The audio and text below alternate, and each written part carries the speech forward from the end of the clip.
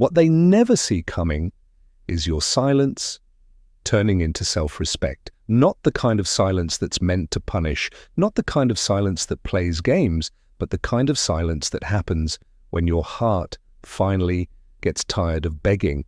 The kind of silence that happens when your nervous system can't take one more wave of confusion. The kind of silence that happens when you finally understand, I don't need to explain my worth to someone who keeps acting like it's negotiable. And if you've lived this, you know exactly what I mean. You know what it's like to be the one who tries to talk, tries to fix, tries to understand, tries to repair. You know what it's like to be the one who keeps the emotional lights on while the other person keeps walking out of the room. You know what it's like to ask for clarity and get silence, to ask for consistency and get excuses, to ask for honesty and get distance. And at first, you blame yourself, because that's what caring people do. They look inward. They think, maybe I said it wrong, maybe I asked at the wrong time, maybe I'm too emotional, maybe I'm too much. But you weren't too much. You were just asking the wrong person to be brave. Avoidants don't always fear you, they fear what you represent. You represent closeness, you represent accountability, you represent truth, you represent the kind of love that requires a person to be emotionally present, not emotionally absent. And when someone has survived by running, by detaching, by keeping things surface level, your presence feels like pressure. Your questions feel like exposure. Your needs feel like a spotlight on everything they avoid inside themselves. So they do what they do best, they pull away, they go quiet, they delay, they deflect, they disappear for hours, days, sometimes longer. They make you feel like you are asking for something unreasonable when all you asked for was basic emotional responsibility. And you, because you have empathy, because you can see the human underneath, you keep trying to make it safe for them to stay. You become the bridge, you become the explanation, you become the calm one, you become the one who swallows your feelings so they don't feel overwhelmed. And that is where your suffering begins, because you start abandoning yourself in the name of love. And here's the part that most people don't understand. Avoidants often believe the relationship exists as long as you keep reacting, as long as you keep texting, as long as you keep asking, as long as you keep trying. Your reaction becomes proof that they still matter, proof that they still have access, proof that they can leave and return without consequence. And you don't realize it, but your pain becomes the leash that keeps you attached. Then one day, something changes. Not outside of you, inside of you. One day, your body gets tired of the adrenaline. Your mind gets tired of the guessing. Your heart gets tired of being the only one who shows up emotionally. And you don't even make a speech about it. You just stop. You stop explaining. You stop reaching. You stop chasing. You stop asking for the bare minimum like it's a favor. And your silence is not empty. It is full of self-respect. Self-respect is not loud. Self-respect doesn't always slam doors. Self-respect simply removes access. Self-respect says, I will not keep bleeding just to keep a connection alive. Self-respect says, I will not be an option. Self-respect says, I will not keep my heart open for someone who keeps closing theirs. Self-respect says, if you cannot meet me with honesty and consistency, you don't get to keep meeting me at all. And that is what they never see coming, because they expected you to always return to the pattern. They expected your empathy to pull you back. They expected your fear of losing them to keep you available. They expected you to crave closure so much that you would reopen the door just to get one more conversation. They expected you to keep carrying the emotional labor because you always did. But when your silence becomes self-respect, the control collapses, because what they had was not love in its healthiest form. What they had was the advantage of your availability. They had your attention on demand, even when they gave you uncertainty.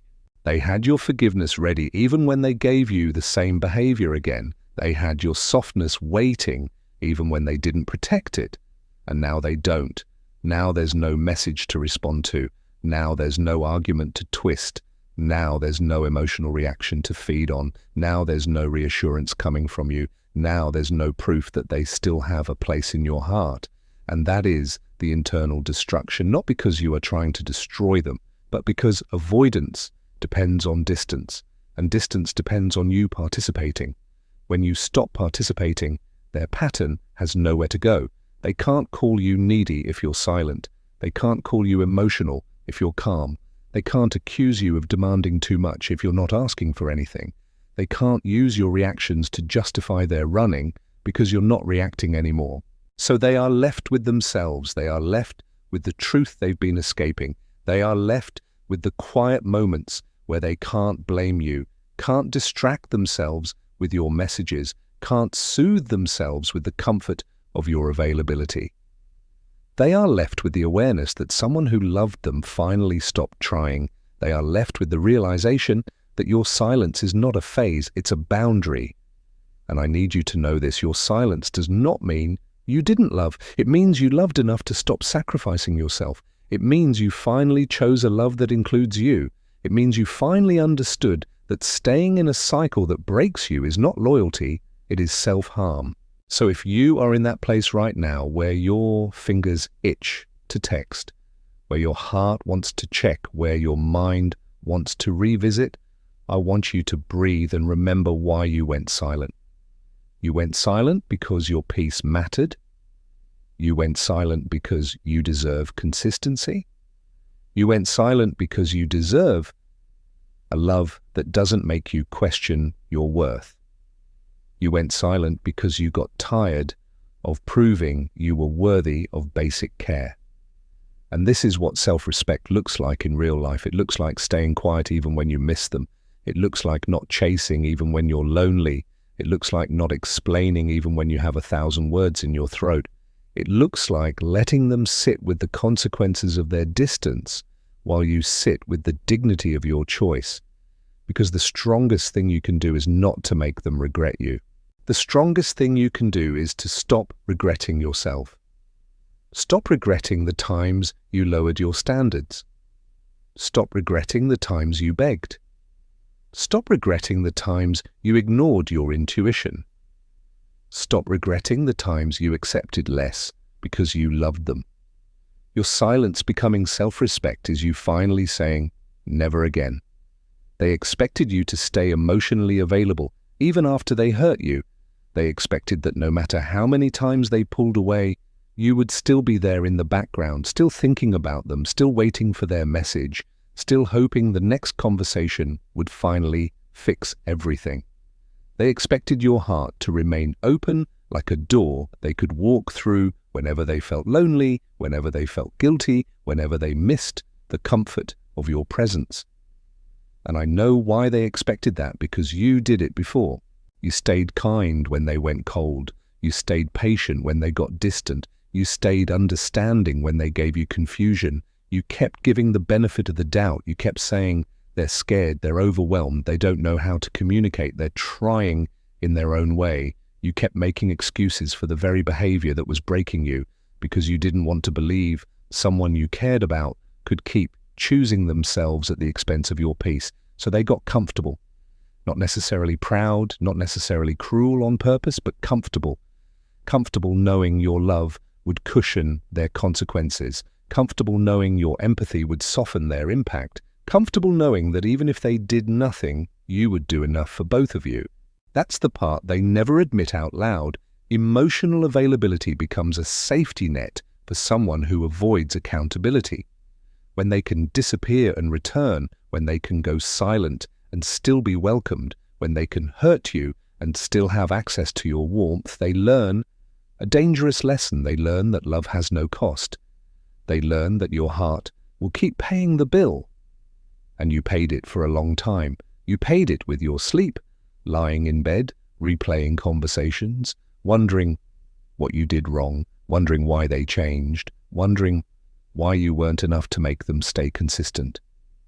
You paid it with your anxiety, that tight feeling in your chest when they didn't respond, that sinking feeling when you saw them active but not replying, that sudden panic that made you reach out just to calm your own nerves. You paid it with your self-respect because you kept accepting crumbs and calling it connection. You kept shrinking your needs so they wouldn't feel pressured. You kept swallowing your truth because you didn't want them to run. And the whole time, they assumed you would always be available. until you weren't. Detachment is the consequence they can't escape, because detachment is not a punishment you give them, it's a reality you return to. Detachment is what happens when your nervous system finally chooses safety over hope. Detachment is what happens when your heart stops negotiating with pain. Detachment is what happens when you realize that love without consistency is not love, it's stress. And listen, detachment does not happen because you stopped caring. It happens because you cared so much that you finally had to protect yourself. You finally had to choose peace, not as an idea, but as a boundary. You finally had to admit, I cannot keep living like this. I cannot keep checking. I cannot keep waiting. I cannot keep bleeding quietly while they pretend everything is fine. So you pulled your energy back. Not in anger, in clarity. Not to get a reaction, to get your life back. And that's what they never see coming, because they were counting on your emotional availability to keep the cycle alive. They were counting on your softness to keep the door open. They were counting on your kindness to erase consequences. They were counting on your fear of losing them to keep you attached. But when you detach, the entire dynamic collapses, because the power was never in their silence. The power was in your reaction to it. The power was never in their disappearing. The power was in your chasing. The power was never in their distance. The power was in your willingness to bridge it. And when you stop bridging it, when you stop reacting, when you stop offering reassurance, they are left with something they hate the most: reality. Reality is quiet. Reality doesn't argue back. Reality doesn't beg. Reality doesn't explain. Reality just stands there and says, this is what you chose and this is what it costs. And that's why detachment destroys them from the inside, because it forces them to sit with the emptiness they created. Not the emptiness of losing you as a person only, but the emptiness of losing access to the version of you that made them feel safe while they stayed unsafe. They lose the comfort of your attention. They lose the emotional cushion of your forgiveness. They lose the proof that they can do the least and still be held. And suddenly their old coping strategy stops working. They can't soothe themselves by assuming you're still waiting. They can't feel powerful by watching you react. They can't escape accountability by disappearing, because disappearing doesn't create control anymore. It creates loss. They can't return with a casual message like nothing happened, because your energy is no longer available to reset the cycle. And you might not see this part because they may never say it, but detachment triggers something in them. It triggers the internal noise they have been avoiding. The shame, the regret, the awareness, the realization that they lost someone who loved them in a way they may not find again. Not because you weren't willing, but because they weren't capable. That realization is heavy. And again, this is not about you trying to destroy anyone. This is about you finally refusing to be destroyed, because the moment you detach is the moment you stop living as a reaction to them. You stop waking up and checking. You stop measuring your worth by their attention. You stop letting their inconsistency decide your mood. You stop making your peace dependent on their behavior. You become your own stability. And I know detachment can feel like grief, because you're grieving the hope, not just the person. You're grieving the future you pictured, the version of them you believed in, the story you kept trying to finish. You're grieving the part of you that wanted it to work so badly that you kept offering love like a solution. But grief is honest, and honesty heals. Detachment is you choosing to stop volunteering for emotional pain. Detachment is you finally saying, I will not keep my heart open to someone who keeps closing theirs. Detachment is you finally saying, my love is not a waiting room. Detachment is you finally saying, access to me requires consistency, requires honesty, requires care. And if a part of you still wonders, will they feel it? Will they miss me? Will they regret it? I want you to gently bring your focus back, because your healing begins when you stop making their feelings the center of your recovery. Their reaction is not your goal. Your peace is your goal. Your future is your goal. Your nervous system finally resting is your goal. So keep detaching and keep choosing silence when your old self wants to chase. Keep choosing boundaries when your heart wants to negotiate. Keep choosing yourself when loneliness tries to pull you back into the familiar chaos. Because detachment is not you giving up. Detachment is you finally showing up for the one person who has been waiting for you to choose them. You, the inside destruction, is not your revenge. It's their unresolved shame. And I need you to hear that clearly, because you have been carrying guilt for pain you didn't create. You have been wondering if you should have stayed softer, if you should have waited longer, if you should have said it differently, if you should have been less emotional, less honest, less human. But the truth is, what destroys them from the inside is not your voice, it's the truth your voice represented. What destroys them from the inside is not your love, it's what they did with your love. Avoiding truth doesn't erase truth, it pushes it inward. It turns it into an internal war. Because on the outside, an avoidant can look calm, they can look fine.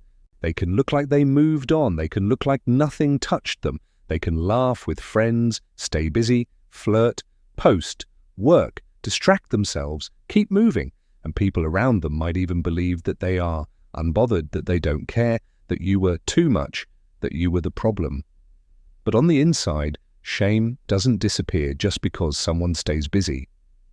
Shame waits. It waits for the quiet moments.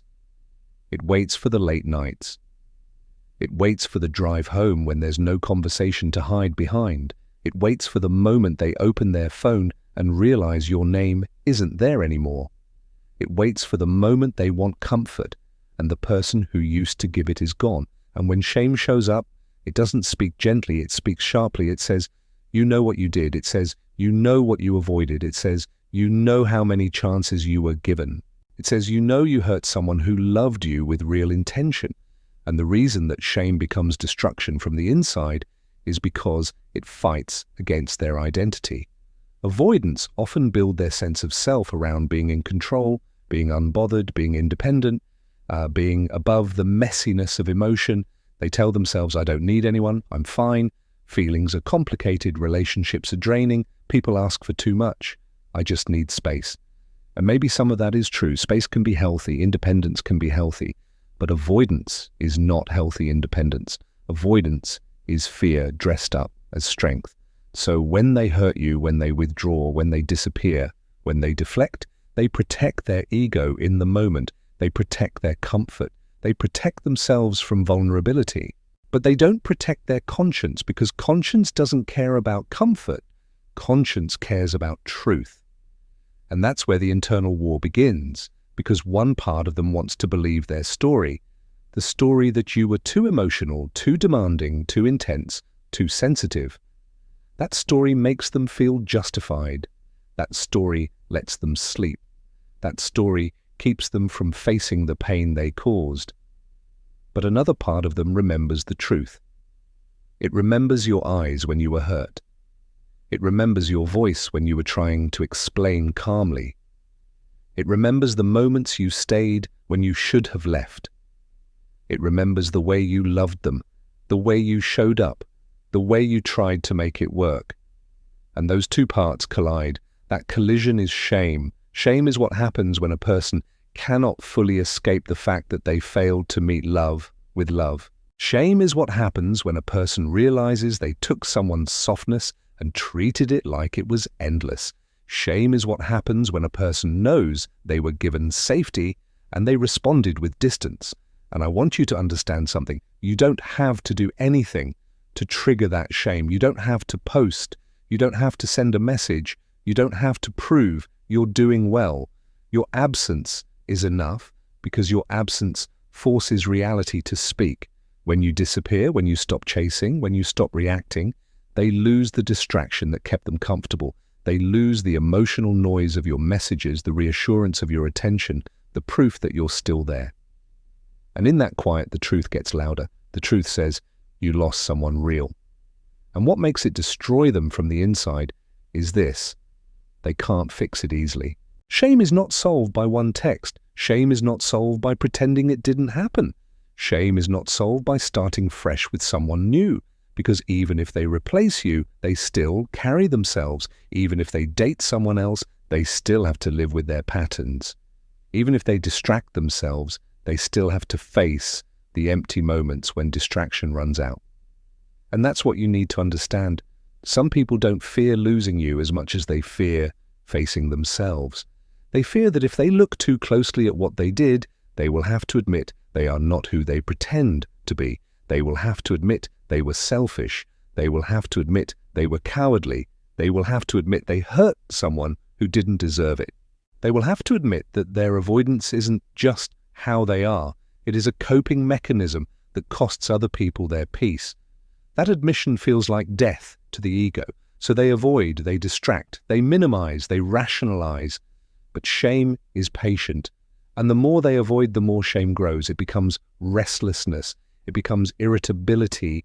It becomes numbness. It becomes insomnia. It becomes that hollow feeling that no amount of attention can fill.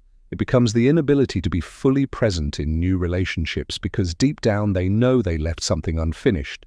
It becomes that moment they see you moving forward and they realize you didn't need them to survive, but they needed you to stay comfortable. And again, I'm not telling you this so you can smile at their suffering. I'm telling you this so you stop suffering in their place, because you have been carrying the emotional cost of their avoidance. And you've been asking, what could I have done differently? How do I make them see? How do I make them face me? How do I get closure? But closure is not something shameful people hand you. Closure is something you choose when you realize their inner battle is not yours to fight. You don't heal by waiting for an avoidant to become accountable. You heal by becoming unavailable to the pattern that keeps hurting you. And once you do that, the internal destruction they experience is simply the natural consequence of avoided truth.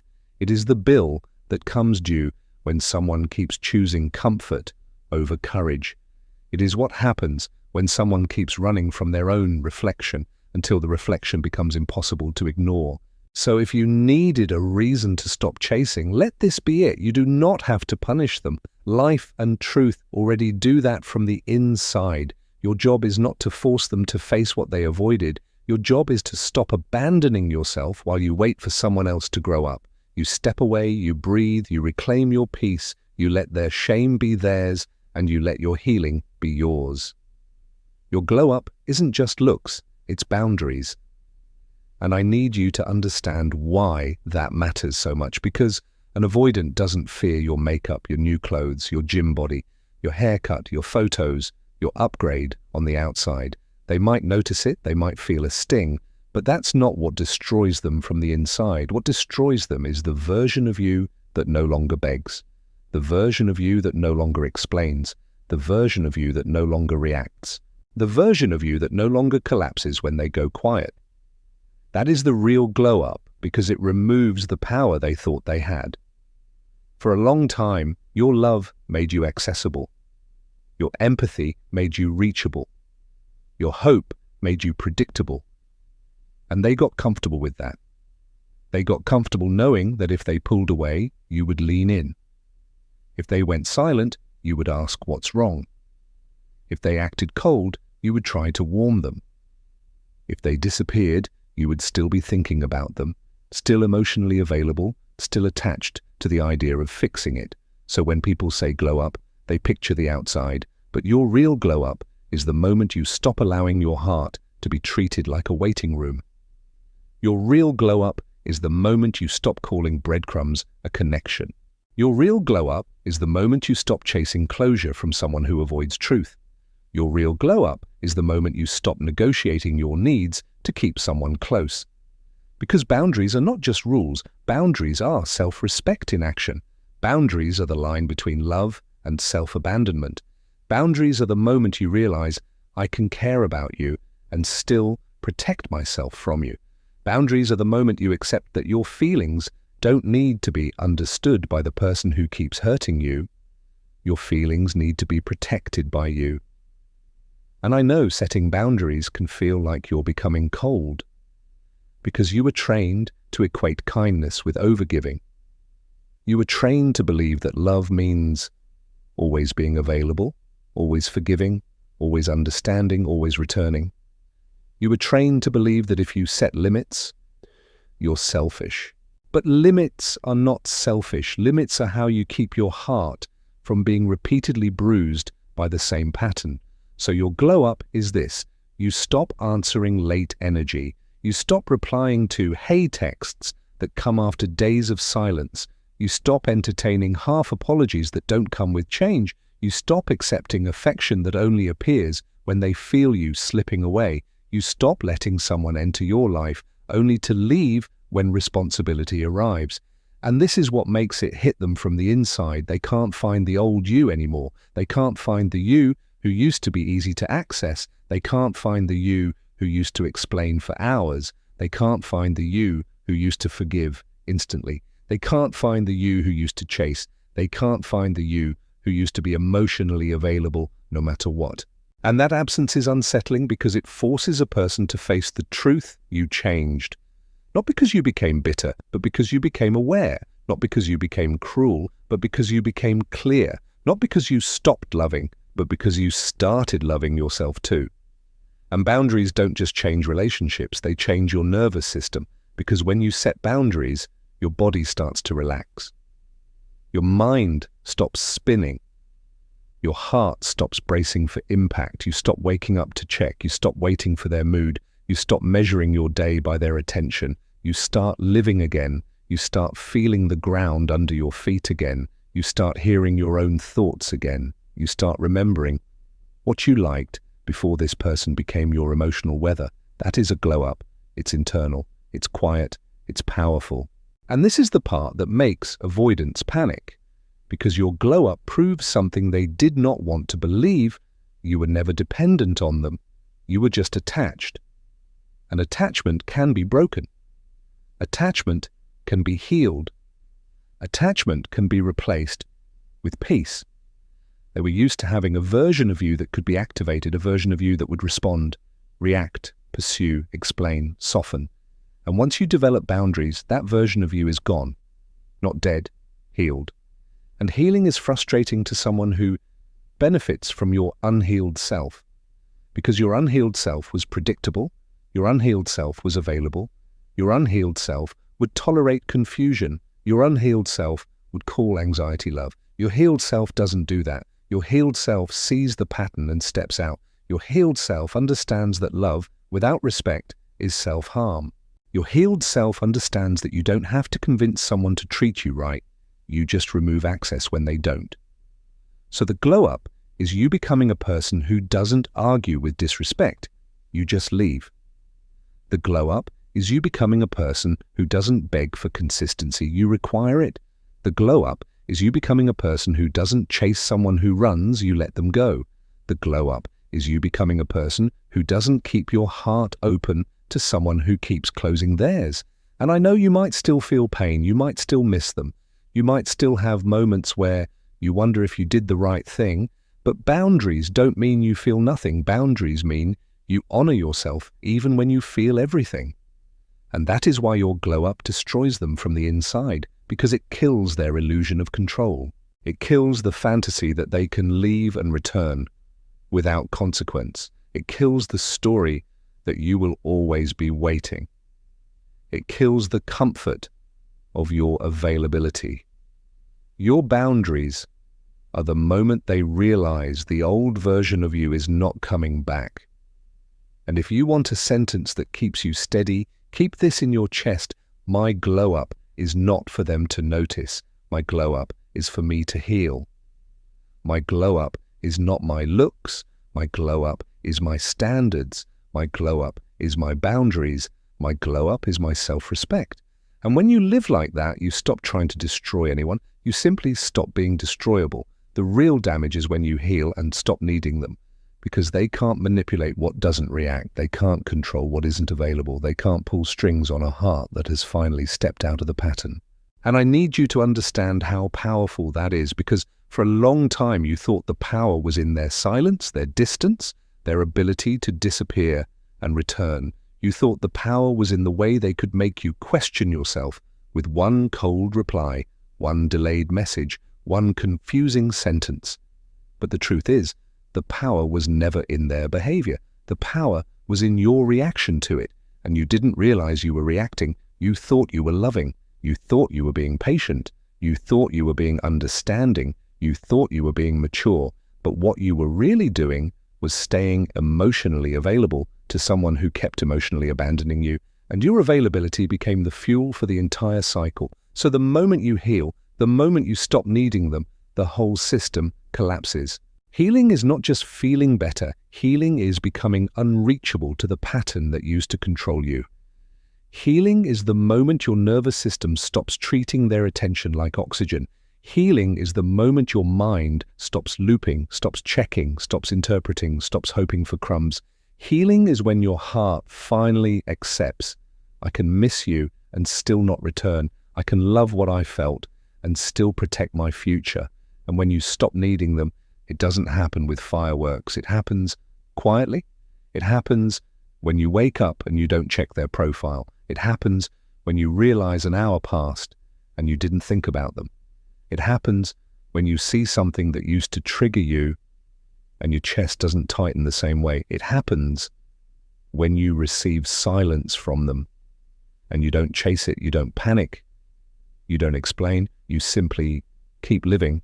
That's the moment they never see coming, because avoidants often believe they can always return to the same version of you. They believe your softness will always be there. They believe your empathy will always keep the door open. They believe your longing will always pull you back into contact. They believe that even if you leave physically, you will stay emotionally still available, still attached, still responding to the smallest signal. But when you heal, you stop responding. And a person who used to feel powerful in your reactions suddenly feels powerless in your peace, because peace is unresponsive. Peace doesn't argue. Peace doesn't beg. Peace doesn't over-explain. Peace doesn't try to be chosen. Peace simply chooses itself. And that is the kind of strength that cannot be manipulated. I want you to think about how many times your day was shaped by them.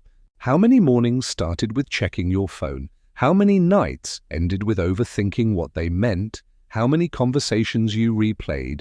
How many times you tried to say it better, thinking the right words could finally make them show up? How many times you swallowed your needs because you didn't want them to feel overwhelmed? How many times you lowered your standards because you didn't want to lose them? That wasn't love, that was dependency on uncertainty. That was a nervous system hooked on the push and pull. That was you trying to feel safe with someone who made safety unstable. So healing is you breaking that addiction. Healing is you returning to yourself, your routines, your goals, your body, your friendships, your laughter, your sleep, your appetite. Healing is you rebuilding the parts of you that were neglected while you were busy managing someone else's emotional distance. Healing is you making your world bigger again so one person's attention stops feeling like the center of your existence. And here's what's going to happen when you heal. You're going to start noticing things you ignored before. You're going to notice how often you felt anxious around them. You're going to notice how many excuses you made for behavior that hurt you. You're going to notice how you were always waiting for consistency, waiting for effort, waiting for emotional maturity. You're going to notice how much you gave and how little you received. And instead of feeling embarrassed, you will feel clear. Clarity is not shame. Clarity is freedom. Because once you see it, you can't unsee it. Once you understand the pattern, you stop romanticizing it. Once you feel peace, you stop craving chaos. Once your nervous system begins to calm, you stop missing the roller coaster, you start missing your own self-respect, and you decide you will never trade it again. That is the real damage to an avoidant's old sense of control. Your healing makes you unavailable. And being unavailable is not being cruel. Being unavailable is being wise. Being unavailable is refusing to be pulled into a cycle that costs you your dignity. Being unavailable is refusing to answer breadcrumbs. Being unavailable is refusing to translate silence into love. Being unavailable is refusing to be someone's emotional backup plan, because they can only manipulate what reacts. They can only pull you back in if you're still watching. They can only reset the cycle if you still respond. They can only control the dynamic if you still need them. So when you stop needing them, the game ends. And I know part of you might still want them to feel it. Part of you might still want them to regret it. Part of you might still want them to understand what they lost. But I want you to be honest. Wanting them to feel it is still a form of connection. It's still you holding a thread. Healing is when you release the thread, not because you don't care, but because you care about your peace more. Your healing is not a performance for them. Your healing is a promise to you, a promise that you will not abandon yourself again, a promise that you will not chase someone who runs, a promise that you will not beg for basic presence, a promise that you will not confuse inconsistency with love, a promise that you will choose steady, mutual, safe love, or you will choose solitude with dignity. And this is what I want you to do. I want you to stop checking whether they miss you and start checking whether you miss yourself. I want you to stop wondering if they regret it and start honoring the parts of you that were hurt. I want you to stop making their feelings the center of your recovery and start making your peace the center of your life. Because the real damage is not what you say to them. The real damage is when you heal and you stop needing them. And once you stop needing them, you stop being controllable. You stop being reachable by the old pattern. You stop being available to the cycle, and you finally become free.